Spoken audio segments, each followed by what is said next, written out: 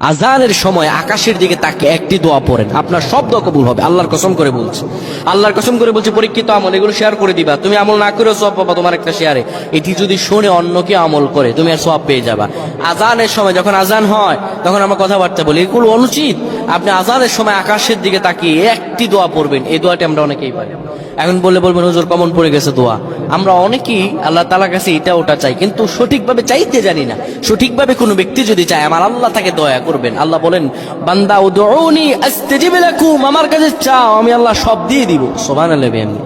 যখন আপনার আজান হয়, আজানের সময় আপনি আসমানের দিকে তাকান, তাকিয়ে আপনি বলুন, পড়তে থাকেন, আল্লাহুম্মা আনতা রাব্বি লা ইলাহা ইল্লা আনতা খলাকতানি ওয়া আনা আবদুকা ওয়া আনা আলা আহদিকা ওয়া ওয়া'দিকা মাসতাতা'তু আউযু বিকা মিন শাররি মা সানা'তু আবু'ু লাকা বিনি'মাতিকা আলাইয়া ওয়া আবু'ু বিযানবি